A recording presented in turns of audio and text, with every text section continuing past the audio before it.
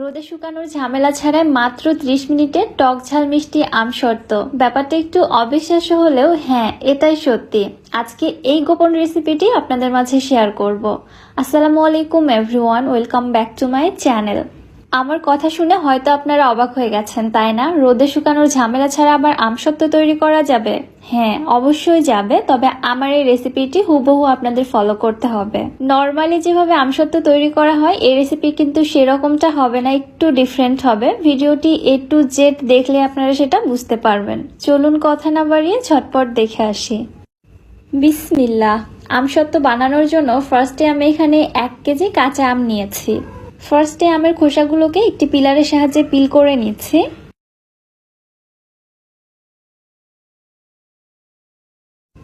এবারে আমগুলোকে ছোট টুকরো করে কেটে নিচ্ছি। আমার মতো যদি মাত্র 30 মিনিটে আপনারাও আমসত্ত্ব তৈরি করে নিতে চান, তবে হুবহু আমার রেসিপিটা ফলো করতে হবে। আমি যে মেজারমেন্টগুলো দিচ্ছি এই মেজারমেন্টগুলো আপনাদের প্রপারলি ফলো করতে হবে। আমি আজকে 1 কেজি আমের আমসত্ত্ব আপনাদের তৈরি করে দেখাচ্ছি। আপনারা যদি আমের পরিমাণ বাড়িয়ে নেন, ওই ক্ষেত্রে চিনির পরিমাণটাও বাড়িয়ে নিতে হবে, মানে সবকিছু ব্যালেন্স রাখতে হবে। আবারও বলছি, মেজারমেন্টগুলো একদম হুবহু ফলো করবেন।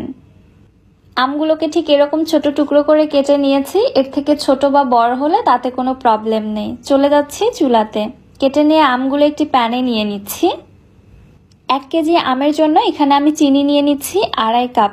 তবে এখানে 2 কাপ পরিমাণে চিনি ব্যবহার করা যেতে পারে, কিন্তু 2 কাপের কম ব্যবহার করা যাবে না। আজকের এই আচারটা সম্পূর্ণ পানি ছাড়া তৈরি হবে, এজন্য ফার্স্টে আমের টুকরোর মধ্যে আমি চিনি দিয়ে দিচ্ছি। এখানে কোনো প্রকার পানি যাবে না। চিনি দেওয়ার পরে নেড়ে চেড়ে আমগুলোকে আমি সেদ্ধ করে নিব।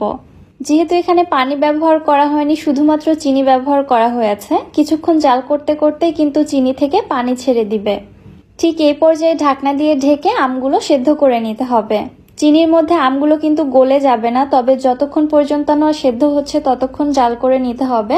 চেক করে দেখবেন আমগুলো সেদ্ধ হয়েছে কিনা। যখন দেখবেন আমগুলো সেদ্ধ হয়ে গেছে, ঠিক ওই পর্যায়ে একটি পটেটো ম্যাশার দিয়ে আমের টুকরোগুলোকে ম্যাশ করে নিচ্ছি।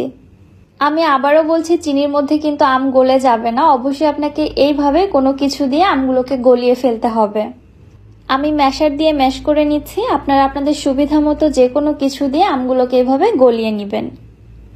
এই পর্যায়ে আমগুলো পুরোপুরিভাবে গলে গেছে এবং এগুলো কতটা ট্রান্সপারেন্ট হয়েছে আশা করছি আপনারা দেখেই বুঝতে পারছেন। এবার এই মিশ্রণের মধ্যে আমের যে আঁশ বা ছোট ছোট গোটা টুকরো রয়েছে এগুলোকে আলাদা করার জন্য আমের এই মিশ্রণটাকে অবশ্যই ছেঁকে নিতে হবে। আমি একটি স্ট্রেনারে ছেঁকে নিচ্ছি এবং সরাসরি যে পাত্রে জাল করব ওই পাত্রে আমি ছেঁকে নিচ্ছি।